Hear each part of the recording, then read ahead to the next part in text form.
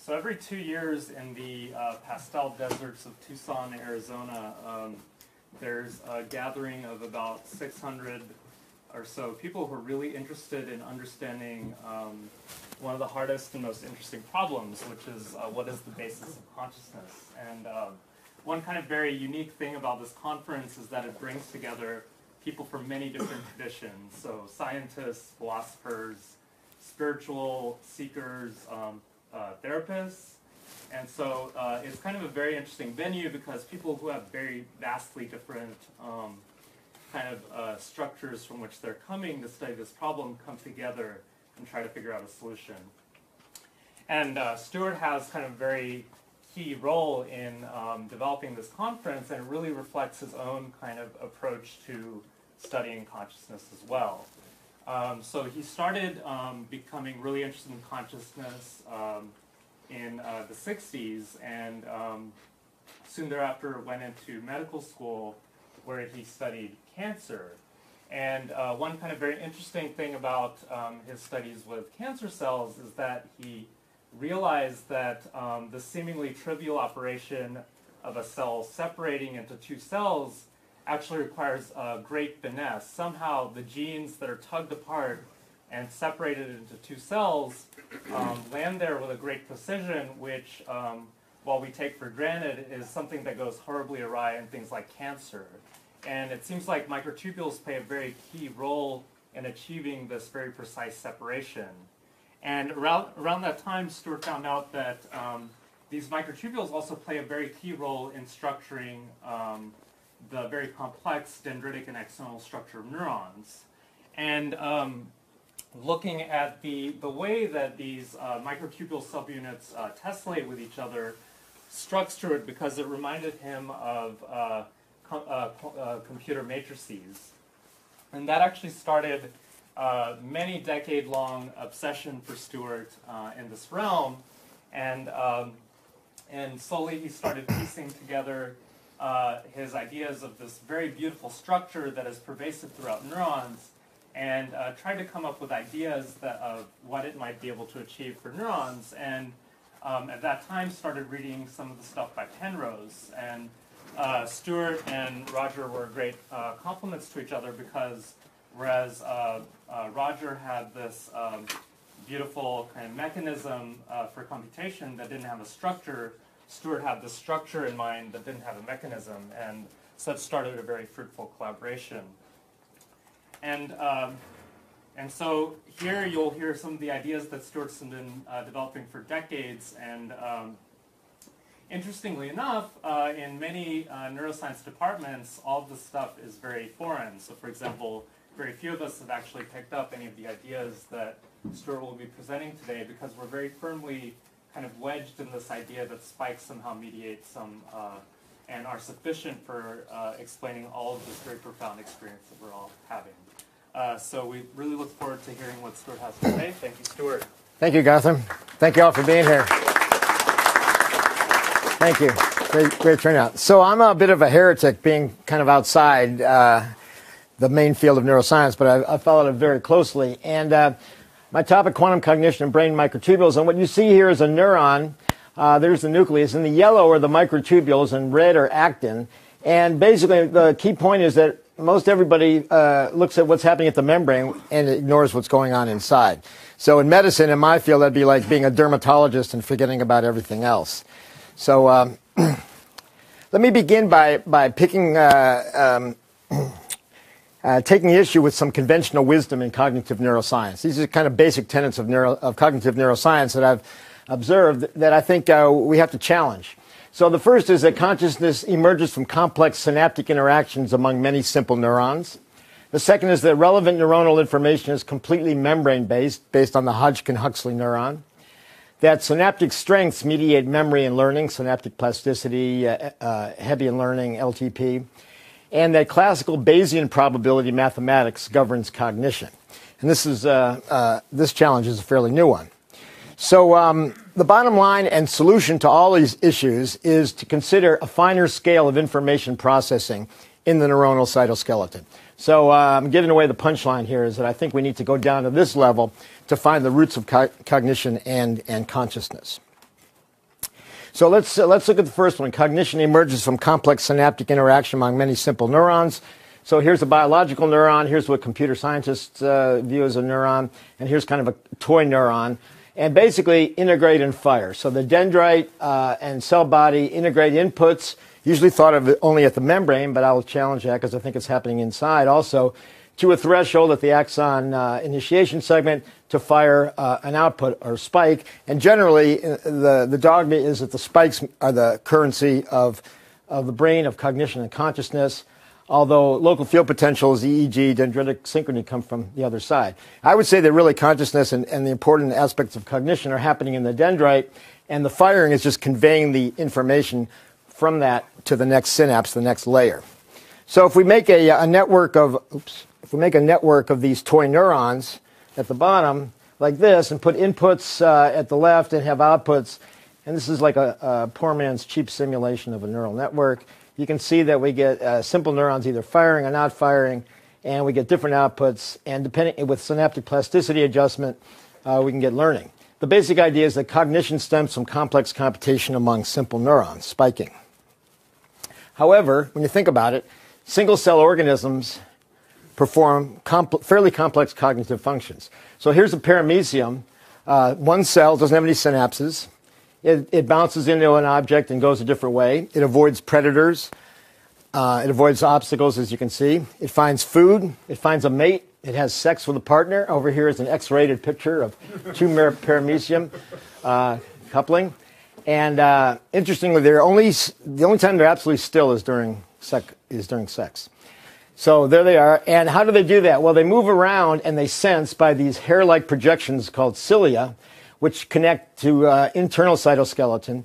The cilia are made of microtubules, 9 couplets of microtubules shown here, that are found in virtually all animal cells. We have them in our lungs, we have them in our GI tract, we have them all over the place. And they bend back and forth, and they also sense. So and then they go into an internal cytoskeleton, the same microtubules inside the cell. And Gotham mentioned, I don't know if you can see this, Gotham mentioned mitosis. So here's a cell dividing, and the yellow are the centrioles, which are basically like cilia. The blue are the chromosomes, and the red would be the microtubules pulling them apart. And what he was saying is that if this doesn't work perfectly, if you have an asymmetric mitosis, you get an abnormal genotype. And this was an old theory of cancer that goes back 100 years to Bovary and was picked up by Duisberg, who I think is here, that aneuploidy or abnormal mitosis causes cancer. Then the geneticists came in, and oncogenes and repressor genes. And to my mind, that really hasn't solved the problem, and people are going back to the idea that maybe mitosis per se might be the problem. But that's kind of a digression. Except that the cilia and centrioles are these structures here, and they're made up of, in this case, triplets. It can be doublets or triplets of microtubules in this megacylinder of 9 pairs or triplets of microtubules that form centrioles and their same structure of cilia. And in simple organisms, they sense photons. Euglena, the centrioles in Euglena, Albrecht Buehler showed that will detect light and point the cell in another direction. And the same structure is found in all our rod and cone cells. So every photon that gets into our eye has to go through the narrow stalk to get to the rhodopsin in the back. And through this structure, which are, and all primitive visual systems are ciliated ectoderm, have this sort of structure. And it's interesting that the structure is pretty much the same diameter as the wavelength of photons, suggesting that they might be some kind of optical devices or quantum optical devices capturing orbital or angular momentum or something. That's another digression, though. So let's get back to neurons. So in neurons, as we said, there are many microtubules inside neurons. This is a cartoon version of a neuron. And a couple things to notice. So here's the dendrite and the soma here. The microtubules are interrupted. They're not continuous, and they're in opposite direction. They have a polarity. And they're of mixed polarity here, interconnected by these microtubule-associated proteins. In axons, they're continuous and unipolar. So I think all the interesting processing is going on here, and you can see the blow-up of the microtubules there that form these networks that are anti-parallel networks, and also gap junctions in which, through which I think there can be information exchange from microtubule to microtubule, possibly by quantum entanglement, or some other mechanism. So we get kind of a layer of integration here that can do collective integration, which would be much more efficient than individual integrate and fire. So we have kind of a collective integration possibility here going on in the dendrites and the cell bodies. Okay, moving on to the next conventional wisdom is that relevant neuronal information is completely membrane-based, the Hodgkin-Huxley neuron. So here you have the cell body and dendrites, as I said. Inputs come in, membrane potentials, integrate to a threshold here, and then firing or not firing in a digital binary mechanism onto the next layer. And that's kind of the party line. However, the firing threshold and brain neuron vary on a spike-to-spike basis due to non-membrane factors, as shown in this paper by Nondorf et al. And others in 2007. So here's what the Hodgkin-Huxley neuron would predict, that you integrate to a threshold, a very narrow threshold, and you fire within a very narrow temporal range. However, actual neurons in animal brains that are awake, brains of awake animals, have a very wide threshold and temporal variability. So there's, despite the fact that the membrane potential is going to be the same from spike to spike, there's a difference. So there's some other factor going on that influences spiking that can control behavior, because spiking controls behavior downstream, and that's how we move our stuff and speak and everything. So dendritic integration has some X factor, some mysterious, I don't know if it's mysterious, but some other factor that I think could be coming from internally in the microtubules and in this neuron, but also from other neurons through the gap junctions. So dendritic integration that can affect and alter spiking and influence behavior. And I think consciousness may be happening here, and when consciousness kicks in, that's what changes the spiking threshold. So you can have conscious control of your actions.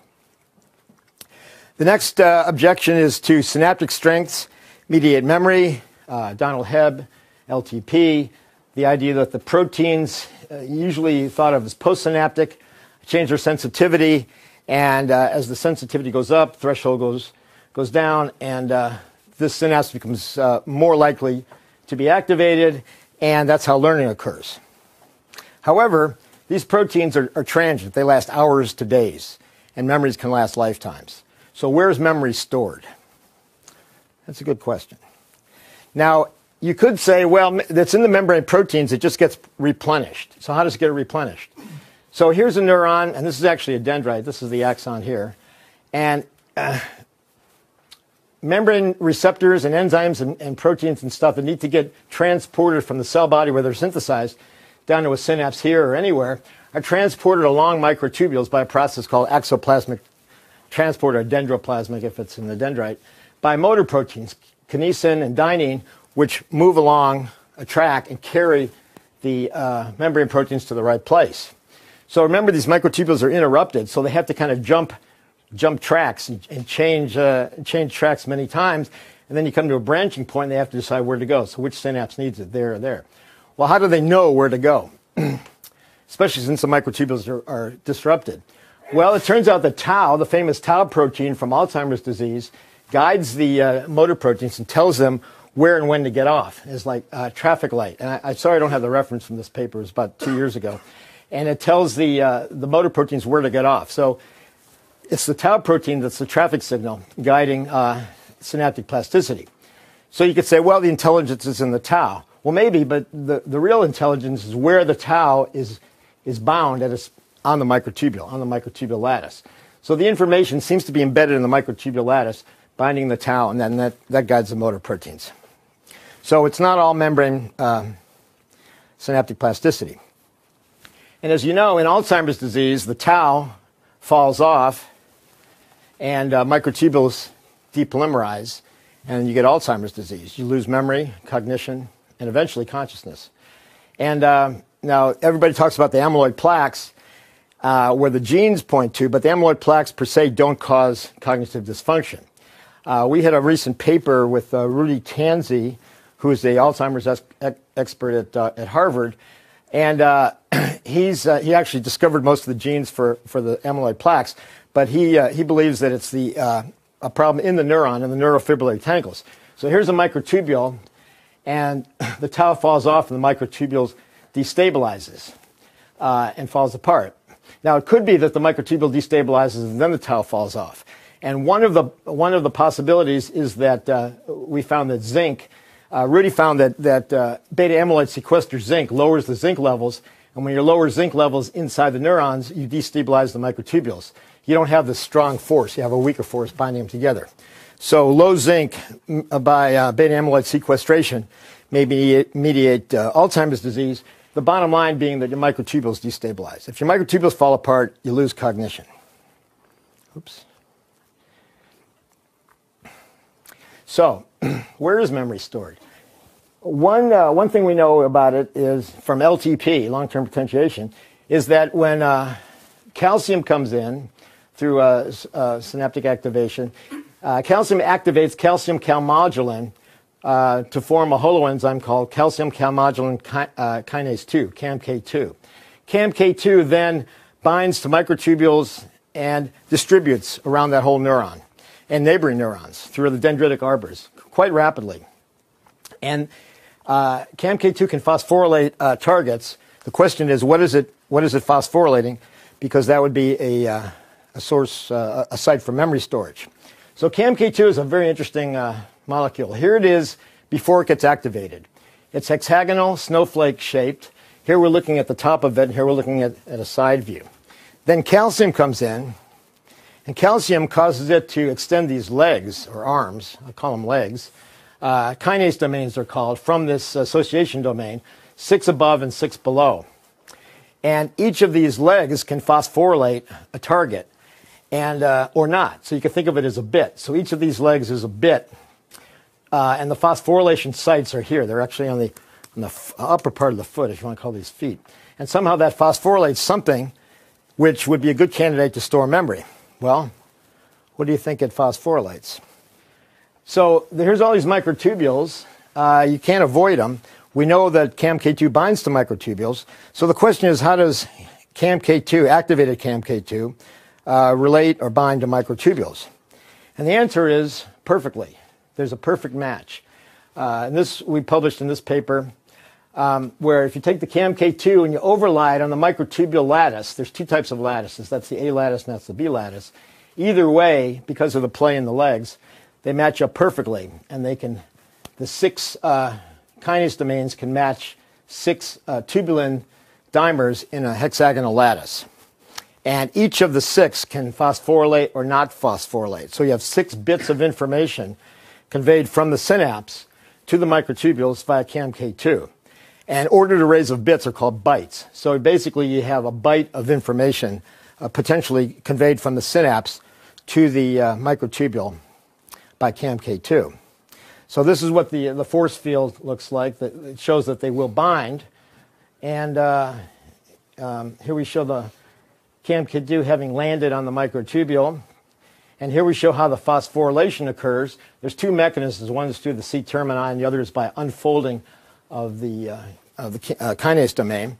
So that, and we down to the amino acid level, so that each of the 6 kinase domains can phosphorylate 1 tubulin in a microtubule lattice.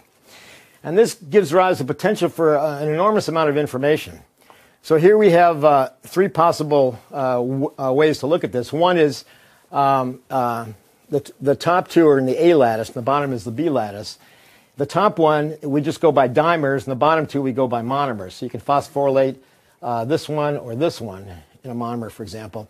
And depending on how you play the game, you either get the possibility for a 6 tubulin neighborhood of 64 possible bits in the top row, something like 500 in the middle row, to 5,000 in this row. So from 1 CAMK2, depending on which of its kinase domains phosphorylate the tubulin. So the potential for information processing from encoding from synaptic input into the microtubule is vast. Now you could say, well, this phosphorylation doesn't last, and then it could be hardwired in a number of ways by post-translational modifications, the C termini, these little hairs that stick out, metal ions, other ligands that could be induced by the phosphorylation, binding of microtubule proteins, or transfer to neurofilaments. So these are ways that the temporary phosphorylation can be encoded and hardwired. So here we have, just to kind of summarize, a CAMK2 landing on the microtubule, leaving this hexagonal pattern and then going on its way. And this could be imparting information, synaptic information. It doesn't have to be all 6. It could be any permutation of it. Well, how would it be read out? So you have information in the microtubule. So what? What's it going to do? Well, one way, as I showed earlier, is that integration in dendrites can modulate axonal firing. There's a couple seats up here if you guys want to come up. Modulating firing, controlling behavior. So it's possible that this integration and information processing in the dendritic microtubules could be controlling axonal firing that way, forming microtubule map scaffolding, neuronal growth, reshaping synapses, synaptic plasticity, motor protein routing, as I showed you before with the tau, storing memory, and consciousness, which we'll come to in a second. So readout, there's plenty of ways that the microtubule information can be read out to influence the higher level stuff. Well, this relates to information processing in microtubules. And as Gautam mentioned, I've been interested in this for many years, since my days in medical school, looking at microtubules and learning about computer matrices at the same time. And I first published in 1982 in the Journal of Theoretical Biology, and then through the 80s about classical information processing. So here's the structure of a microtubule. Each tubulin, each peanut-shaped protein, we say here can be in one of 2 states, black or white. And what those states are is a critical question. We'll come back to that. And so there's about 10 to the 9th tubulins in a neuron, a billion. And they oscillate in the megahertz, 10 to the 7th. So you get potentially 10 to the 9th times 10 to the 7th, 10 to the 16th operations per second per neuron.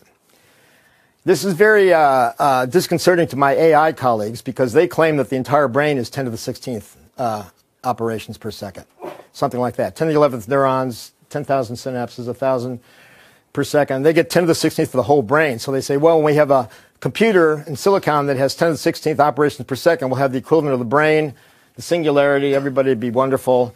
Give me your money to sign up. Yes, sir. I heard oscillations at 10 to the 7th hertz, which I guess you'll explain later, and the readouts and encoding when calmodulin sticks onto it.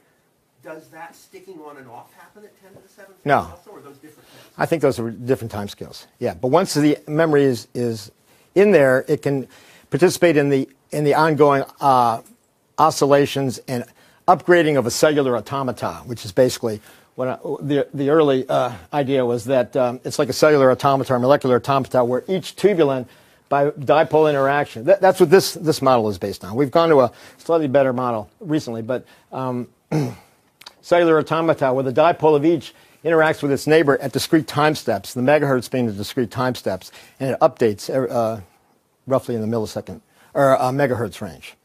So 10 to the 16th operations per second in potentially per neuron, which is vast, and as I said, way more than what the singularity types are projecting. So they're not very happy with me about this. But anyway, so I was going around to neural net meetings and AI meetings in the 80s being very annoying to people saying, no, you got to push the goalpost way, way down. And there's all this information going on. And then one day somebody said, well, let's say you're right, wise guy. How would that explain consciousness? How would that explain joy, love, pinkness, redness, whatever? And I didn't know. I was, this is the hard problem. Dave Chalmers subsequently made famous the hard problem, the nature of experience. Well, we have phenomenal experience. But the same person very fortunately suggested I read a book by Roger Penrose called The Emperor's New Mind, which was many things, including a slap in the face to AI, but he argued for a quantum physics mechanism in consciousness, a type of collapse, that this particular collapse mediated by processes in fundamental space-time geometry that I won't go into, caused this collapse in a moment of consciousness, and there was some kind of quantum computing going on in the brain. Quantum computing meaning that you have not just bits of 1 or 0, but quantum superposition bits of 1 and 0 that interact with many other quantum bits or qubits and then collapse to bits, and that's the answer. So I didn't really understand all that. I read the book, and I read Henry's work, and tried to get into this quantum business, which was pretty foreign to me at the time. But it occurred to me that Roger had a mechanism, but he didn't have a structure. He didn't have a good structure for a quantum computer in the brain. And I had a structure, but I didn't have a mechanism. So I wrote to him, and to make a long story short, we teamed up. He liked the idea of microtubules. He liked the Fibonacci geometry inherent in the A lattice and many other things about it. And it was much smaller and closer to the quantum level and could be a quantum computer. So we teamed up and developed our model called orchestrated objective reduction. I'll talk a little bit more about that in a second. And we were attacked even before our first article came out for various reasons. Patricia Churchland and many others tried to kind of pull the rug out before we actually even published. But and we've had many critics over the years and skeptics, and but I'm happy to say we're still kicking, and I think our argument is as strong, if not stronger, than ever. But anyway, after hooking up with Roger, we published a number of papers on quantum computing in microtubules, and we're working on another one now for a journal called Physics of Life Reviews that will invite commentaries, and I hope to invite our severest critics and plus a few friends and see what they say. So we'll come back to the quantum business. The last point is that classical Bayesian probability mathematics governs cognition. And Bayesian is probabilities, interactive probabilities. You probably know more about it than I do, or some of you at least do. Bayesian networks express joint probability distributions over many interrelated hypotheses. And this is an idea of how we think, that we have these probabilities and hypotheses, and you kind of move in a random walk from one to another and then come to a conclusion. This is kind of the standard, I think, in cognitive neuroscience. Now, quantum cognition says the mathematics of quantum mathematics is more applicable to what the brain does than classical Bayesian. And it applies the formalism of quantum theory to model cognitive phenomena, memory concepts, conceptual reason, judgment, perception, decision-making. And here are a number of papers, Busemeyer and b.r.i.c.s. Actually, Dirk Ertz has been saying this for years, Krennikov, a number of people going way back. But Busemeyer and Pathos and b.r.i.c.s in the last few years have really come on strong with this. And they have, for example, they have a BBS target article in Press, and I have a response, a commentary in the same issue. I think it's probably the next issue. I'm not sure. So, quantum cognition, what's it good for? Well, for example, and this is from Busemeyer and Pathos's, Busemeyer and Wang's actually, a lead article in yet another special issue of a journal called Topics in Cognitive Science that'll be all about this. That they point out that psychological conflict, ambiguity, and uncertainty can be viewed as quantum superposition of multiple possible judgments and beliefs. In other words, instead of going this way or that way on some kind of decision tree, you're in superposition, both states. They somehow interact by quantum entanglement and then can collapse to an answer. The second point would be measurement, answering a question. You know, I'm not really sure. You're asking me a question, okay, I have to decide, or I just kind of decide on my own. Reaching a decision reduces possibilities to definite states, constructing reality, collapsing the wave function. And there's different ways to look at this, and I'd like to hear Henry's opinion about it later. But the point is that measurement, however you define it, reduces all these quantum superpositions to definite states as your answer. That's a quantum computation. Another point about quantum mathematics is that previous questions influence subsequent answers. So you can ask a question, the famous one in the book is Gore honest and is Clinton honest? And back when, right after they were in office, if you ask, depending on the sequence you ask them, you get different answers. And that holds for a lot of types of questions. This is non-commutativity. So in classical physics, A times B equals B times A. In quantum physics, A times B does not equal B times A. So there's some context, what happened previously influences subsequent. And finally, judgments and choices may deviate from classical logic, suggesting quantum influence, either random or, according to Roger Penrose, non-computable influences embedded in the fine-scale structure of the universe that can influence these in a way that's not random, but might entail some Platonic values or something like that.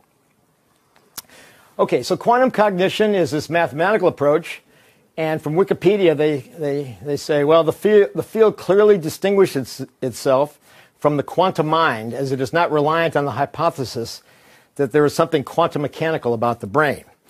So they're trying to have their cake and eat it too. They're trying to say, we're using quantum mathematics, but we don't want to go on that risky limb that there's quantum biology in the brain, because everybody knows the brain's too warm, wet, and noisy to have quantum computing going on. Nonetheless, some of us do feel that the brain has quantum biology, and it has to. And for example, if a classical system would try to simulate a quantum system, you'd have exponential slowdown, as Feynman showed. It would be, you wouldn't be able to do it. It would involve so much computation. And what would be the point of using a classical system in the brain to to simulate a quantum system if you could have the quantum system. So that would be me, something quantum mechanical about the brain. And so Roger and I came out with our theory in the mid-1990s, and here's the basic idea, that inside a dendrite, and these microtubules should be interrupted, each of the tubulins can not only be in bit states of 1 or 0, as we saw in the black and white, but also quantum superposition of both states as a qubit. And the qubits entangle with other qubits in the same neuron and different neurons through gap junctions, reach a threshold that he defined as E equals h over t, that I'll come to in a minute. When that happens, you have a moment of consciousness. We calculated this, for example, for 40 hertz, how many tubulins and superpositions for it to happen every 25 milliseconds, and got reasonable numbers like 20 to 100,000 neurons, for example. There's a couple problems with this model, however. Well, first of all, here we are in 1994 after the first Tucson conference. We're all younger then. There's Roger, there's me, there's Dave Chalmers, Jeff Tollickson, Seamus, Rhett Savage, a few other people. That was a great trip, and we were hiking across the canyon, and we all got delirious, and that's how we came up with our theory. So basically, to skip ahead, the basic idea is that you have a quantum, the gray would be the superpositions. They reach this threshold by E equals h over t, where E is the amount of superposition. It could also be the separation space-time geometry. Then when it reaches this threshold, time t, there's a self-collapse. The quantum superposition terminates, the quantum computing terminates, chooses definite states, shown in number 4, shown schematically here, shown as space-time separation here. The point is this could be happening in all the neurons that are involved in this entanglement, and that's how you select the classical states, which can then go on to trigger the firing, to make memories, to change the synapses, to do what needs to be done for cognition and consciousness. And you would need a lot more microtubules in one by E equals h over t to have, since they're inversely related, to have a short t, for example, 25 milliseconds, so we can have 40 conscious moments per second, which is much more useful than having one conscious moment per hour, for example. You wouldn't get much done. And a foe or predator who had more conscious moments per time would have the advantage on you. So we suggested that what happens is there's entanglement from one neuron to another microtubule, so that E involves many neurons. In fact, depending on various factors, like 20 to 100,000 neurons might be connected in this way, entangled, and you can have a conscious moment 40 times a second. And could you unpack E equals h over t a little bit? Yeah. This is actually the indeterminacy principle, or a derivative of the indeterminacy principle in quantum mechanics. And where E, it's also very much like the, if you use the speed of light for photons, it would be the electromagnetic formula for photons. But it's Planck's constant over 2 pi, and E is the gravitational self-energy. So to have a superposition, and this is a very tricky business, and I'll defer to Henry on this, but how can something be in two places at the same time? It's really a fundamental question. We know that that happens in quantum mechanics. And Roger's idea was that he took general relativity and he said, well, something over here, let's say this particle over here is a curvature of space-time geometry in one direction. The same particle over here is a curvature in the other direction. So a particle over here would be into the screen, a particle in another place would be out of the screen. You actually have a separation in fundamental space-time geometry. This is very much like the multiple worlds hypothesis that says every superposition branches off to form a whole new universe. But Roger's idea was, no, these separations are unstable, and before you get that far, before you get a whole new universe, you have a little bubble or shred in the universe, but it anneals or self-repairs and snaps back or pops back with a moment of consciousness to one or the other. In this case, it's choosing the one into the screen. So it's indeterminacy principle applied to consciousness, basically. For a quantum or a moment of conscious experience. Because the idea is that every time this happens, you have a conscious moment now experience when this happens.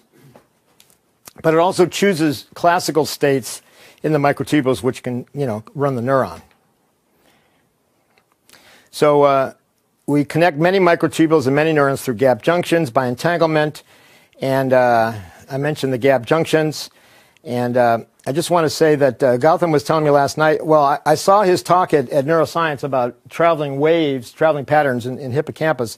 And you can have gap junctions that, let's say, all these striped ones are entangled because they're connected by open gap junctions. So as this one closes and this one opens, this whole thing can move. So you can have an envelope moving around the brain, something like this. Being is supposed to mean consciousness happening within it. And I think that it's not like that activity in the brain goes to any one area to have consciousness. Consciousness, an envelope, can move around the brain wherever it goes. That's where consciousness is. If it's in your sensory cortex, you're having a sensory experience. If it's in your motor or premotor, you're planning or having a motor experience. If it's wherever, that's what's conscious at that moment. Everything else is on autopilot. So you're driving your car to work or your bike and you're thinking about something else. Your envelope is somewhere over there, but then a horn honks or a light changes and it comes back into the cockpit and you become the pilot, a conscious pilot, and take over. So consciousness, the idea, can move around the brain in these envelopes determined by gap junctions, which are in turn controlled by microtubules. And Gautam and other people have shown these traveling patterns moving around the brain. So I'm suggesting it could be something like that, and you should look at gap junctions in the type of system you're studying. And this is from a paper called The Conscious Pilot. Dendritic synchrony moves through the brain to mediate consciousness. And so according to this, E equals h over t. Here's E and here's t. And this can be measured in terms of gravitational self-energy, space-time separation, mass separated from itself, or the number of tubulins or the number of neurons involved. So as I said, you need a lot. So this would be, the top would be relatively normal 40 hertz gamma synchrony, where you're having 40 conscious moments per second. Now, in an altered state, we see high gamma up to 80. Meditators, altered states from certain drugs. You have higher frequency and also higher intensity. I think E also indicates the intensity of the conscious experience.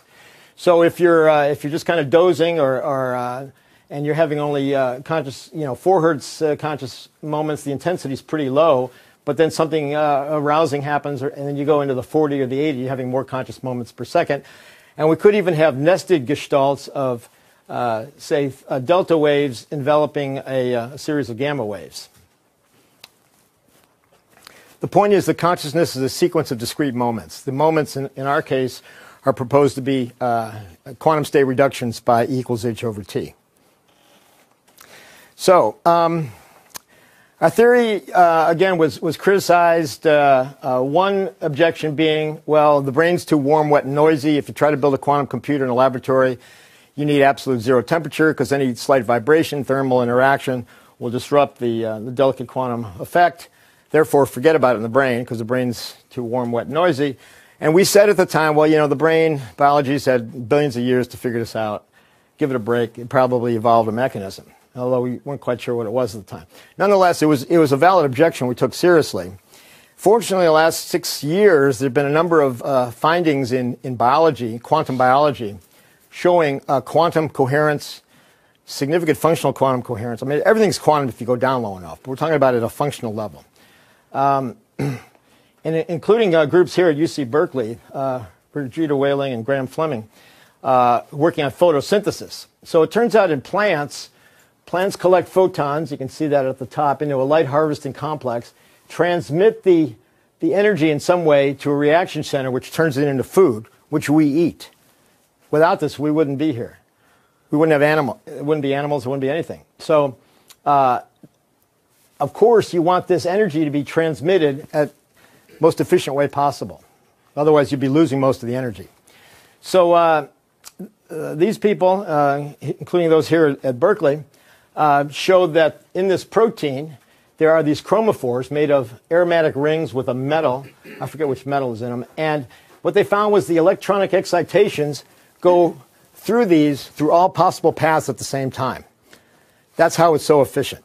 Otherwise, we wouldn't get the yield we want, and our tomatoes and bananas wouldn't be as good. So the electronic energy is transported through all these pathways at the same time. A quantum superposition, quantum coherence, entanglement, however you want to describe it, occupying all these different pathways to get from here to here. That's the most efficient way. As little as possible is wasted. So maybe the brain figured out a similar mechanism. And that's what we think. Now and I'll come back to that point. Another problem that was pointed out to us, not very kindly, was the fact that, but they were right in retrospect, that this idea of a protein changing shape so much, like 10% of its volume, would require a lot of energy and would generate a lot of heat. And it didn't make much sense to have a quantum system that's moving so much, because it wouldn't be quantum. It would interact with the environment too much. That was a valid objection. So we changed, we modified, we took these, this is Roger and I more recently in Sweden. I was kind of being his bodyguard. He was being mobbed after a really wonderful talk he gave. And basically, we took it down to the quantum level. In our original, let me go back. In our original model, we have the protein shape being governed. You can't really see this, but this is supposed to be two aromatic rings, like a phenyl ring or a tryptophan ring, an indole ring in aromatic amino acids. And this goes back to Froelich. This was actually Froelich's original idea, in a hydrophobic pocket. And I was very familiar with hydrophobic pockets, nonpolar regions within proteins, because that's where anesthetics bind. And the idea is that these are supposed to be electrons. They flip back and forth. They change the shape of the protein. So this was, one hydrophobic pocket with two aromatic rings changing the shape of the protein. Well, it occurred to us that we don't really need to change the shape of the protein at all. All we need is a change of state. And so we went to the aromatic rings as the key, which is also the same thing in the photosynthesis protein. And if you have one aromatic ring, like benzene up top, it can either oscillate between two states in the valence theory, or in at the top, molecular orbital theory, being in superposition. And one of our critics said, you can't use this as a switch because it's always going to be in that molecular orbital theory configuration of superposition. Well, we never said one, we said two, and actually it turns out more. Now, if you have two rings, then they couple by what are called London forces. So if you have two nonpolar neutral electron clouds, you bring them together, the electrons in one repel the electrons in the other, and you form two dipoles. So you have induced dipoles, and then they oscillate back and forth. And I knew about this because this is how anesthetic gases work. Anesthetic gases form their own London forces in these nonpolar environments inside proteins, preventing consciousness and sparing many other things. So we developed the model to be more just looking at the London force dipoles, characterizing the state of a tubulin, which would have some readout mechanism, without involving the big mechanical change. So I mentioned anesthesia, and the idea that the quantum stuff is happening in internal regions that are nonpolar and hydrophobic goes back to my roots studying anesthesia. And this is from the turn of the century, 20th century. Meyer and Overton, separately, Meyer in Germany and Overton in England, were looking at a group of gases that had anesthetic potency. And they were looking for some physical parameter. They were looking at tadpoles rolling over, going belly up, mice falling over, not breathing, a bunch of different animal tests for what they perceived as loss of consciousness, writing reflex, that sort of thing. And so they knew their potency, which is basically called MAC, mean alveolar concentration. And the lower down, the lower the MAC, the less you need for a given effect, therefore the more potent the anesthetic. And they looked at a whole bunch of different parameters, and they found that the solubility, the potency of the anesthetic correlated over many orders of magnitude with solubility in olive oil, of all things, a benzene-like medium. And this perfectly straight line over many, many orders of magnitude was pretty astounding. Xenon is the inert gas is an anesthetic. Methoxyfluorine is the most potent anesthetic at 0.25%. Now, if you think about where benzene or nonpolar olive oil is in the body, you think of the body. Think of a body ground up, looked at in terms of solubility parameters, where as you go this way, you increase polarity, and as you go this way, you increase nonpolarity or decrease polarity. Well, it turns out this little region here of aromatic rings is where anesthetics bind, highly nonpolar. And these areas are shielded from the polar environment, and I think where quantum activities occur in proteins if they are secluded in a nonpolar hydrophobic region, which is where anesthetics act. So most people in the anesthetic mechanism business, okay, so when Meyer and Overton found that, most people assumed that anesthetics act in lipid regions of membrane. Since most of the 20th century, they hadn't figured out the proteins were doing the dynamics of it, so they're acting in the lipid regions. Then when it was obvious that proteins mediate excitability, ion channels, receptors, they tried to figure out how anesthetics act on membrane proteins, first extrinsically compressing the proteins, but eventually Franks and Lieb in the 1980s figured out that anesthetics act in hydrophobic pockets within proteins. And then the race was on to figure out which receptor was responsible, to which receptor anesthetics bound to cause loss of consciousness. They forgot about the fact that going back 150 years that Claude Bernard had shown that anesthetics act in the cytoplasm by inhibiting protoplasmic streaming, and which is where the microtubules are, of course. And many, many studies over 15, 20 years of looking at anesthetic effects on membrane receptors and membrane dynamics showed no conclusive results at all. They would potentiate excitatory ones and inhibit inhibitory ones. It didn't make any sense. There was no big picture, and they pretty much gave up. But we think, or I think, that anesthetics are acting in tubulin. And the affinity of anesthetics, and this is from this paper here in PLOS One. Travis Craddock and Jack Jasinski are two of my main collaborators. This is showing anesthetic binding sites in tubulin. These are low affinity sites, and these are high affinity sites. Now, the high affinity sites are still a lot lower, less affinity than for GABA receptor, which is the favorite receptor for, even though it's an inhibitory receptor for anesthetic binding studies, by about 1,000-fold. So there's 1,000-fold less affinity per tubulin compared to GABA. However, there's about 1,000,000 times more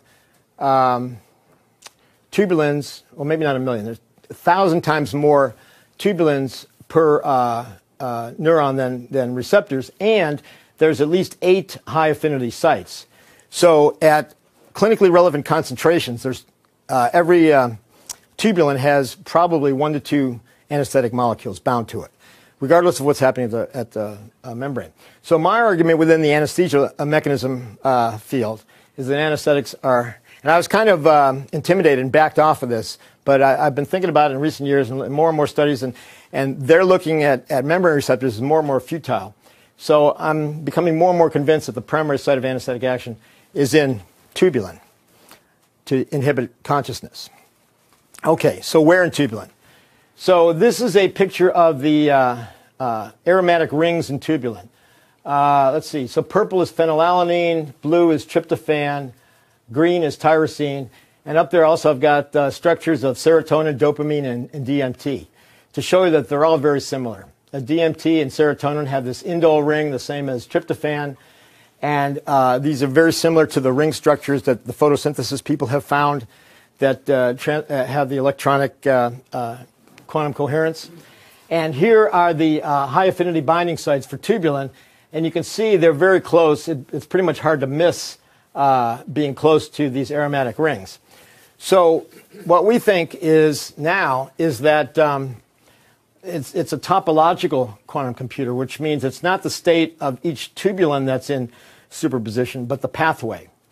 And that within any one tubulin, you can have dipoles, going back to the London forces, pointing this way, or quantum superposition of both, a dipole qubit. Now, anesthetics come along, and by forming their own London forces, they disperse the dipole and take it away. Therefore, no superposition, no collective dipole, no consciousness, no behavior. And a psychedelic, in principle, and there's actually evidence for this, promotes the quantum state by donating electron resonance energy, and you tend to have more of a quantum superposition state. You reach threshold faster and have higher intensity experiences. So that's kind of... What do you mean by more of a quantum state? If you go back to the slope of those conscious moments, let me go back. Oops, I'm going forward.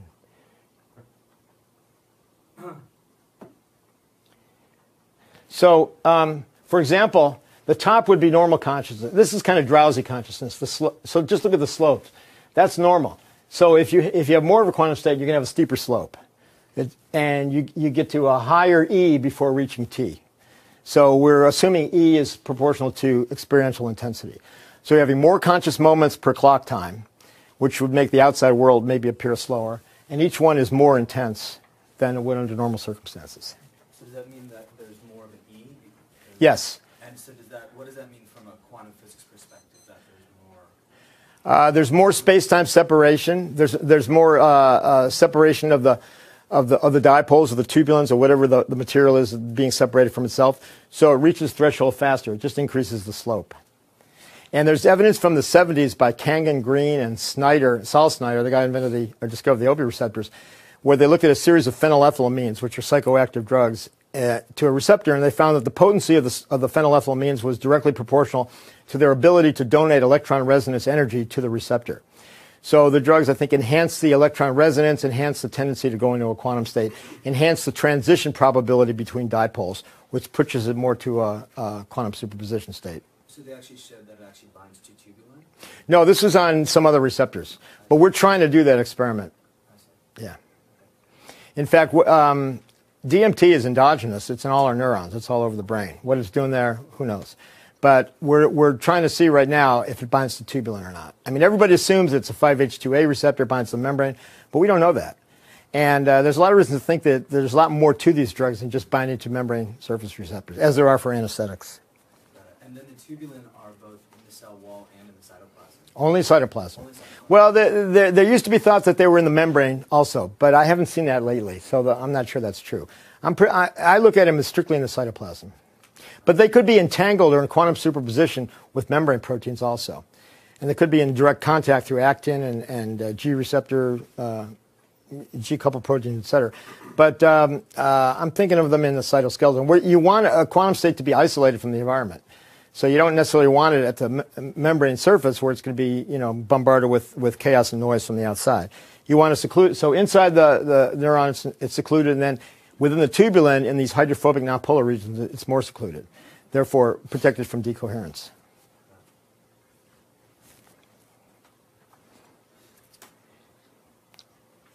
Where was I?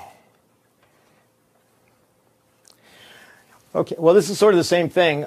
So here we have this band that would connect to, it's curving around to the tubulin in the next, and therefore spiral up through the microtubule and get this. If this is a quantum channel, it would get macroscopic. It would go the length of the microtubule. So here we see just the two dipole states of superposition, and here's the anesthetized. Very similar to what I just showed. All right, so quantum probability, quantum mathematical cognition. This is Potthos and Busemeyer, and I'm skipping ahead a little bit, but in their Target article, they have this. They had these graphs of emotional states projected as rays in Hilbert space. And I thought it was pretty brave of them to do that. I'd never seen anything like that. And I thought it was great. But again, Hilbert space is an abstract space. So I'm not, I'm primarily a biologist, essentially, and I think in terms of biological structure. And so in my response to them, I use their happy, whether you have a job and being happy or couple and so forth, and this is my interpretation, where these rays in Hilbert space are actually topological qubits or pathways through a microtubule. So this is a microtubule, and each of these are the tubulins with the aromatic rings, and you can see you follow them, and that could follow and become macroscopic if it's a quantum state throughout the length of the microtubule. And this is another type of, I'm sorry I didn't get the reference from this, I got it off the internet, of another type of quantum, topological quantum computer where it's the pathway that's important rather than the state of individual bits.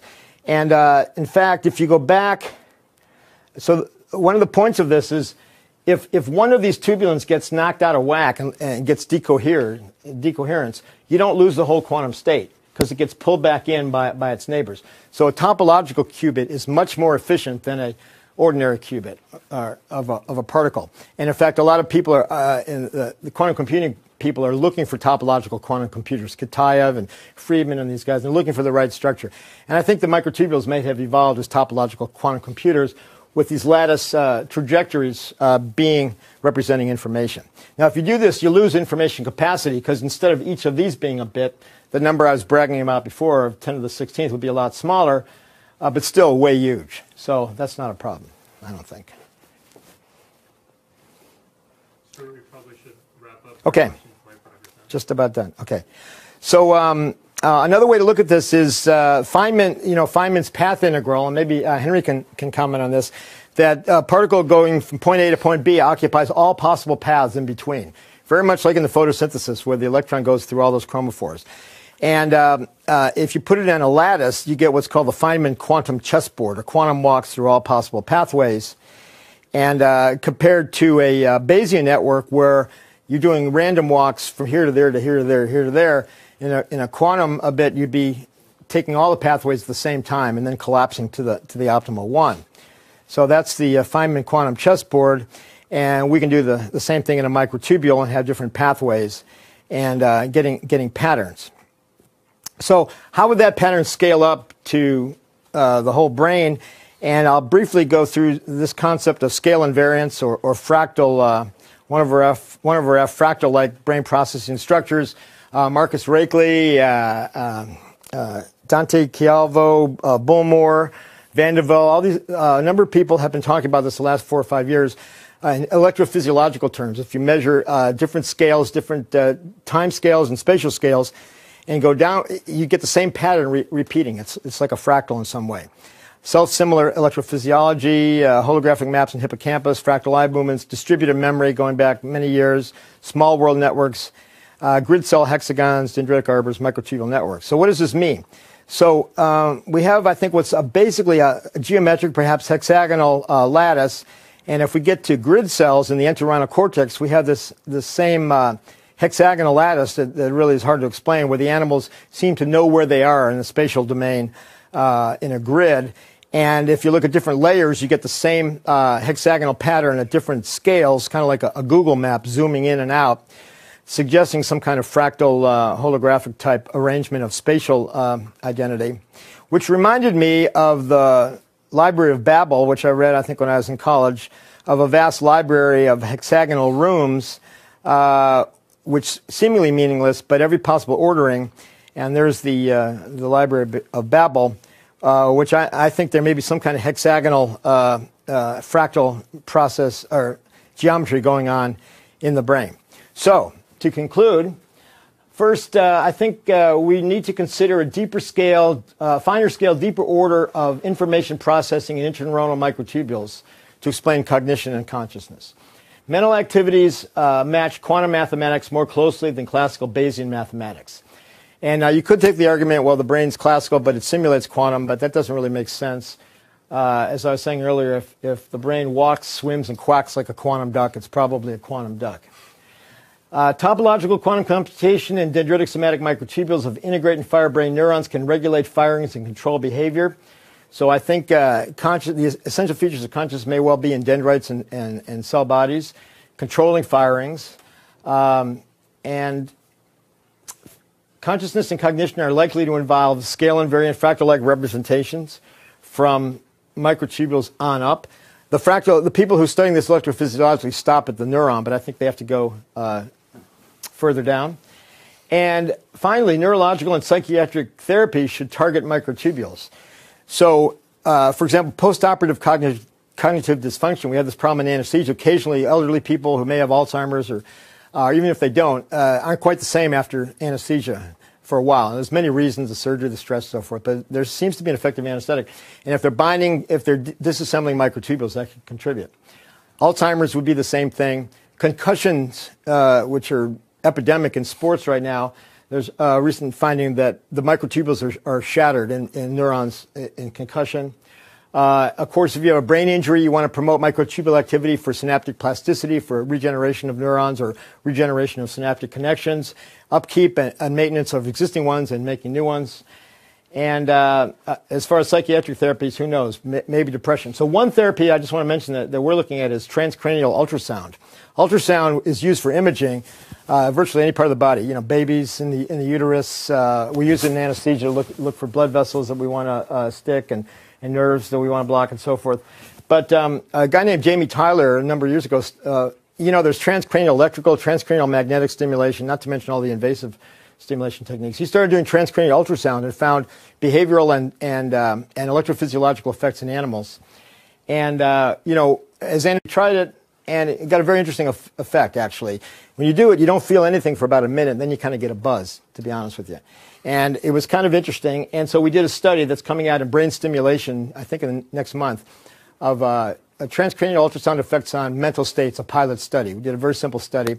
We're doing a second study, again, with this machine that we wheel around and we image. You can see the brain, so we know it's getting through the skull and back. And there's a company that we're working with who's making a headset that's going to, you'll be able to walk around with it. We're going to hope to try on people with brain injury, depression, a number of things, Alzheimer's, concussion, so forth. So the bottom line is take care of your tubules and everything else will be okay. Thank you very much.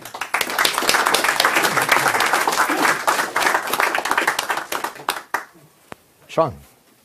Hi, Stuart. Love the talk.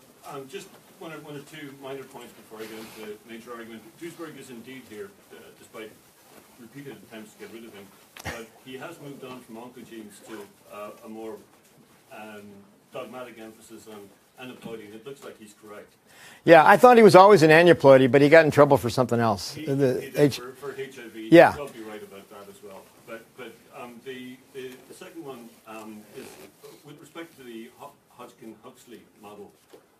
This does not actually commit you to spiking, and in fact, the Hodgkin-Huxley model can support subthreshold oscillations, which means that you can get very, very complex wave superpositions, which indeed people like Patrick Suppies are looking at as ways of how the vastly complicated. What do you mean by super? You don't mean quantum superpositions? Not at the moment, classical. But let's move on to the really critical thing I have to say here.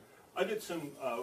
I published some stuff with Walter Freeman on really this issue of the synchronized gamma and the effects it has, particularly on the background white noise of the brain. And the conclusion we came to is actually that if we look at how synchronized gamma superposes over the background white noise, we come to a conclusion that conscious moments are about 10 per second maximum. This actually fits with the psychological data. And I would also suggest with respect to what you're doing, that the high gamma, there are people like Brad Wojtek here and Ryan Canolti who have some very good ECOG data. And high gamma is not actually just specific to meditators or anything like that. It looks like we all get a lot of high gamma, not just at 80 hertz as you have there, but in the region of hundreds of hertz. Now, this actually brings us to really the question I want to ask. I believe that the Freeman findings are pretty robust, and he has the notion that what really happens in consciousness is... Now, which findings? There's 10 conscious moments per second, or that actually what really is going on is that in the case of synchronized gamma, that it superimposes. We've got a classic.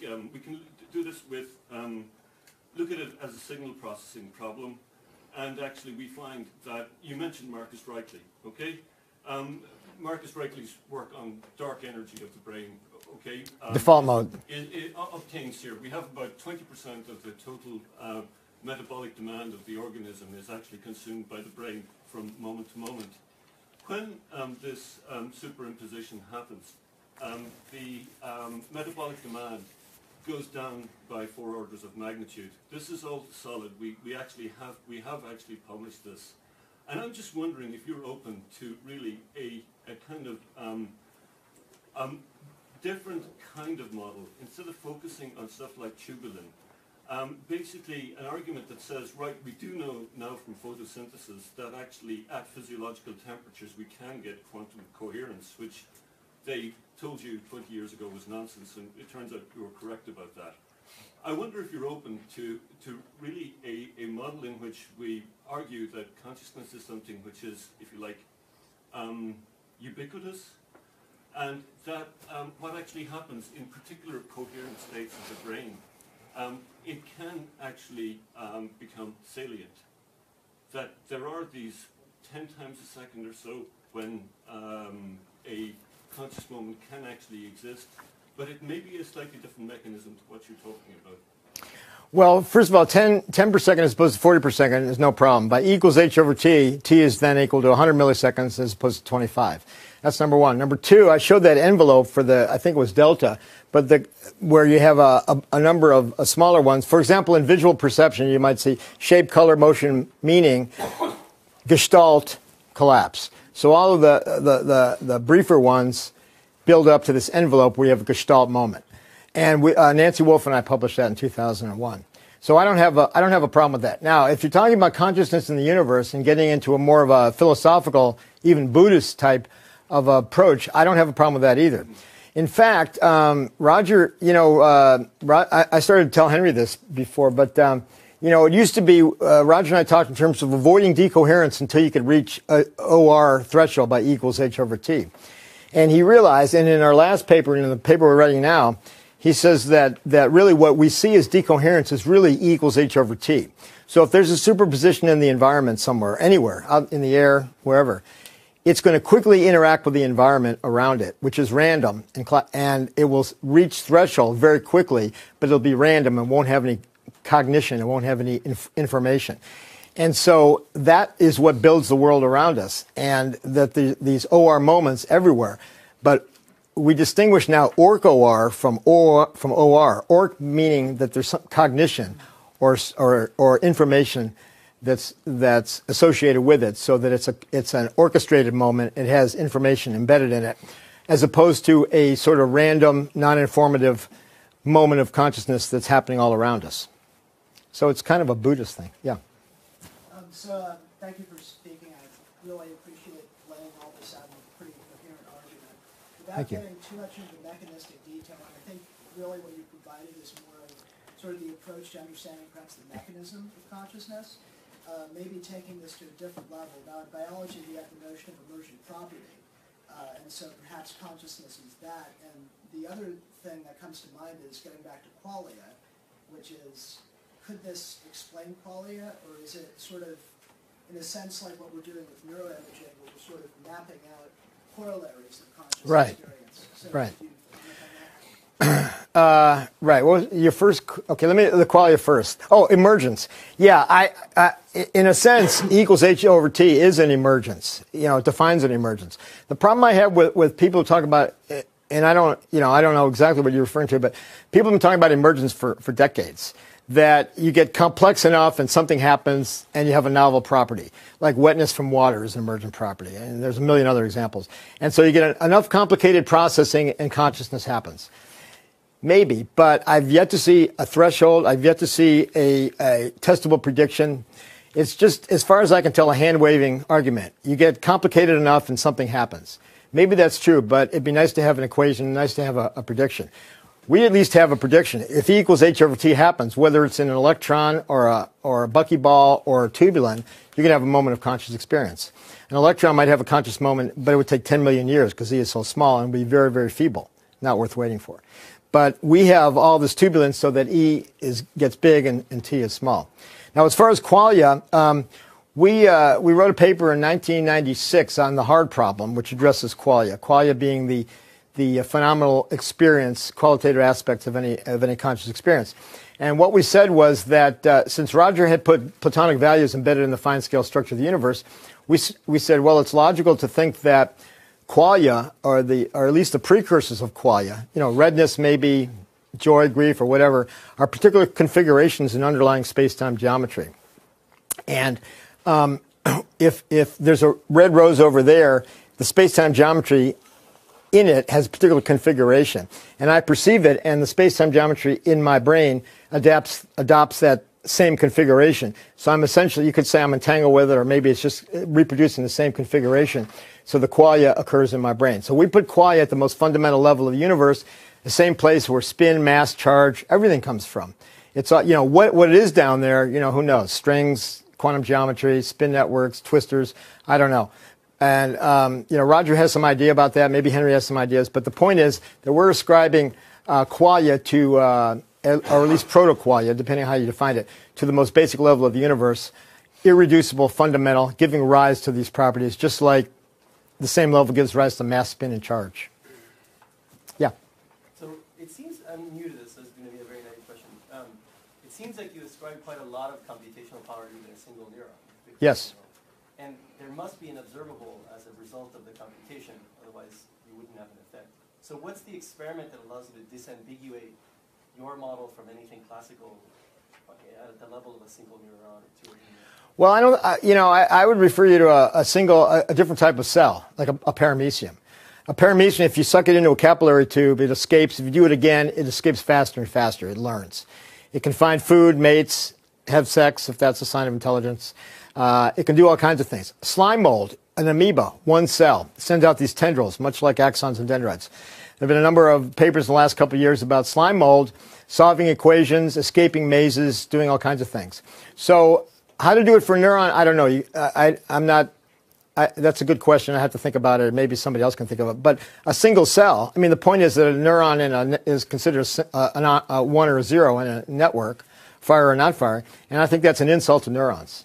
Well, but your argument with the other cells, the obstacle there, and I'm not, again, the argument there is that those computations are likely doable with protein networks and kinase and phosphorylation, and then the central model, all that stuff, because they're simple enough that you can. So in other words, that you don't necessarily need your model to have a paramecium turn left or right or have chemotaxis. You don't need quantum, but you need information processing in microtubules. I'm distinguishing between classical information processing.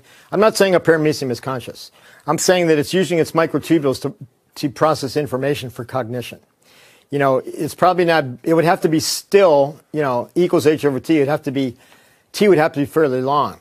So it's kind of interesting that the only time they're absolutely still is when they're having sex. So maybe that was the first conscious experience, and that it would certainly promote promulgation of the species. The more interesting part of your model is that quantum computing and this collapse of into a certain state is responsible for some amount of cognition or neuroprocessing. That's consciousness, but you can have cognition without consciousness. Right, but my point is it would be interesting to test the quantum part of what would be the experiment to disambiguate that part from. Okay, so you're giving me the fact that microtubules process information are responsible for non-conscious. Let's say that. Thank you. I think that's. I'll quit and go home right now. No, it's a good question. Actually, here's the experiment I would like to. There's this guy in Japan who's done these amazing experiments, but he hasn't published them yet for various reasons. But he takes a single microtubule, puts 4 electrodes on them, uses 2 to stimulate and 2 to record. And normally, they're good insulators. They don't conduct. However, at certain resonant frequencies, they become conductive. In fact, almost arguably quantum coherent between here and here at certain resonant frequencies. The megahertz, for example, the same resonant frequencies we're using, we're trying to use ultrasound to stimulate microtubules. So the experiment would be you stimulate this single microtubule at a certain resonant frequency and get this quantum conductance, superconductive-like effect. You then add anesthesia. You anesthetize the system, and it goes away. You then use a different anesthetic that's twice as potent, and you need half as much to get the same effect. These are called max studies in anesthesia. So if you did that for a series of anesthetics and showed a perfect, like the Meyer-Overton correlation with solubility in olive oil, showed that for inhibition and prevention of quantum coherence in microtubules, that would be a testable that's a testable prediction, and an experiment that I think can be done and will be done. Yeah. So it seems that gap junctions play a pretty essential part in a lot of this processing in a model between neurons. But it's my understanding that gap junctions are sort of the exception to the rule as far as synapses go in the brain, if we want to say they're synapses so much. That they're rather rare as opposed to chemical synapses. Probably about 10% of the number of chemical synapses, but that's still a huge number. Okay, but it's my understanding further that they're limited to more certain nuclei. When I think of gap junctions, I think of VMES, the mesencephalic nucleus of the trigeminal. They're all over cortex. The guy Fukuda in Japan has mapped them out in cortex. They're all over the place.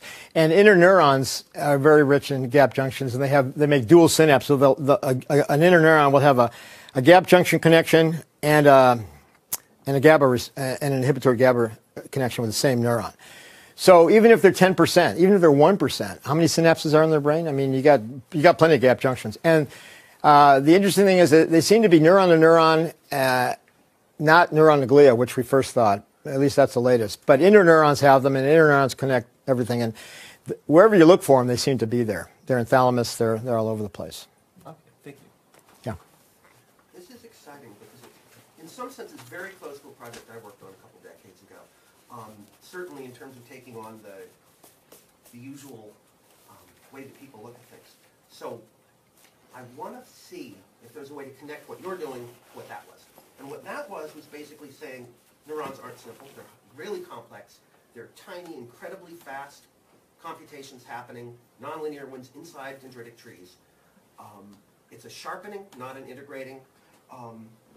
So in some sense, that's the direction you're going, but you've gone like a 1,000-fold farther by saying it's at the megahertz level rather than the sub-millisecond level, and it's at the atomic level and the quantum level rather than sort of the spine or small. Well, it's more at the level of the aromatic rings as qubits, but getting there. So the one thing is that project was plain old membranes. It was membranes and Hodgkin-Huxley and all the rest, and capacitance and all the boring thermal stuff.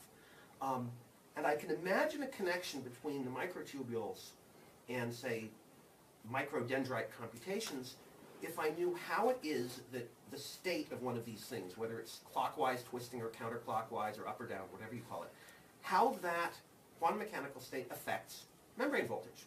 Because it's clear that membrane voltage really matters a whole bunch and somehow turns into action potentials. So what's the crossover? How do the microtubules talk to the membrane voltage so that the things that we know about and believe in actually happen? Well, first of all, as I showed in that paper by Nandorf et al., there's some factor other than membrane potential that influences firing, and only in awake animals as opposed to in vitro or simulation. They showed this variability. It's one of the earlier slides I showed. Variability, the Hodgkin-Huxley equations themselves are sort of unstable and they have refractory periods and stuff. So I did variability, so I know there's tons of sources of it. So well, this would be the major source then. What I would argue is that the major source of this variability in terms of triggering spikes is computation going on in the microtubules inside the dendrite. That dendrite, that soma, but also connected to others by gap junction, so you have this collective integration. If you have a whole layer of dendrites that are connected sideways, so you have a sort of network going that way, and then sideways you have these connections, there's this collective integration in the microtubules which influence the firing. So the Nandorf paper shows that there... that was the part. How do they influence it? Okay, so you're asking without affecting the membrane or with affecting the membrane? Well, spike is a membrane voltage shape. So on the axon side, I'm talking about the dendrite side. So I'm talking this side of the axon hillock or the axon initiation segment. There's computations going on. So a particular output state of a microtubule might, the C termini tails, for example, stick up, and they're charged, and they can draw ions or attract or repel ions to influence ionic effects at the membrane. It could be something with some other mechanism, kind of like the inverse of a G-coupled protein or something like that. Or it could be that it doesn't go through the membrane, it goes right through the cytoplasm to the axon hillock. I mean, the other thing about the Nandorf study that was interesting was not only is there this variability, but if you look on the axonal side, the spikes are very vertical as opposed to if there were sequential ion channels opening, this ion channel, this ion, so forth, you would get a slanted slope. But they're almost vertical, which means that these ion channels are opening simultaneously, suggesting that there's some kind of, and some people there's quantum coherence among ion channels, so that they're all entangled and opening at the same time. So, but going back to your question, I think that there could be, there's stuff going on. I mean, the microtubules and the dendrites are not disrupted or interrupted from the well, we don't really know how they interact with the microtubules on the axon initiation segment. Normally, I wouldn't want to interrupt, but I want to just say back what you said, or the part I liked about it, which is that normally you'll have a certain number of ion channels opening from whatever synaptic events there were. That's sort of the standard model, and that's done thermally. Each one of those ion channels opens at the same time, sort of as if synaptic events were completely at the same time? Just a sec. In a standard model, they open inside an envelope, but the actual opening of individual channels is presumably uncoordinated, like simple models say the actual synaptic events are uncoordinated, so they tend to blur off and be kind of smooth. If you can get those, the same number, so the same net current, if you can get that lined up to cross a threshold, because the computation, the final regular old computation is nonlinear, that threshold crossing, the mere coordination of the same ion channels, if there's some quantum mechanical effect, would in fact produce that kind of effect. Well, what I was saying about the ion channel would be on the axonal side, that they all open at the same time. So that's why the spike is vertical as opposed to that. What's happening on the on the other side, I would say there has to be something intrinsically in the cytoskeleton to account for the Nondorf findings where you alter the variability, or you alter the spiking threshold on a spike-to-spike basis without affecting membrane potential. So I think there's some other factor, some X factor inside the neuron, something to do with the microtubules. Henry. My question's about causation and consciousness. You talk about consciousness. Part of the time that you're talking, it sounds like the mechanism, the tubular mechanism, is kind of a mechanistic thing controlled by quantum mechanics, and it will somehow lead to the separation, and then an event will occur, and it will be a conscious event. So, insofar as that choice is random, their consciousness would just be an output. Well, who said it's random? I'm saying, insofar as it was random, it would just be an output of the mechanical processes that you're talking about. So, are you saying that no, that once the separation, for example, you had the spiral, the happy spiral, and you had the unhappy spiral. So let's say they're both in superposition, they collapse to one or the other. Right, exactly. Are you saying that there's some reason that it's going to collapse to the happy spiral rather than the unhappy spiral, for example?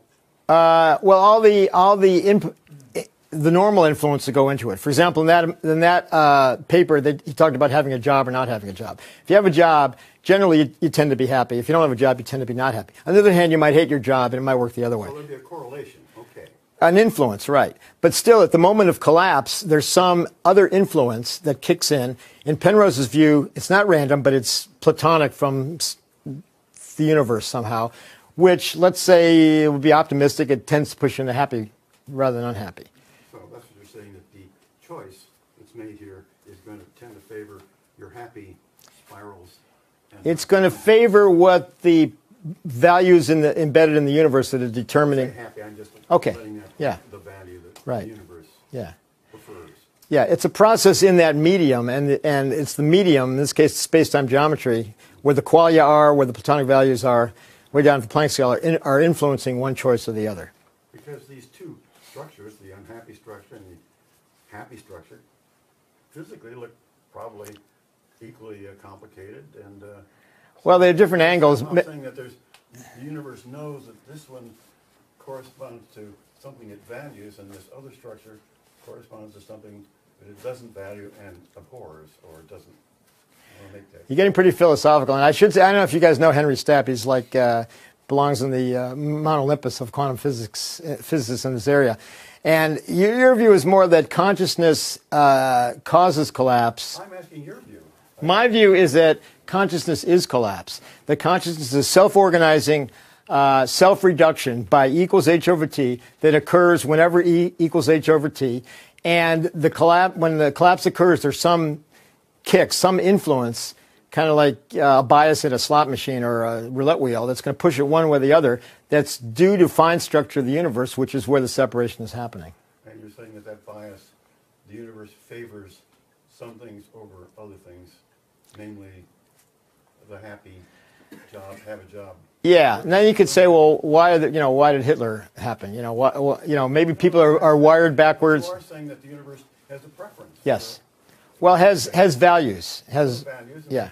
Makes a choice, not random, but favors. Yeah, Roger says that, and I agree with him. Okay. Thank you. Well, it looks like we have many possibilities to collapse in the next 2 days, so feel free to ask and meet with Stuart. Thank you very much. Thank you all for being here.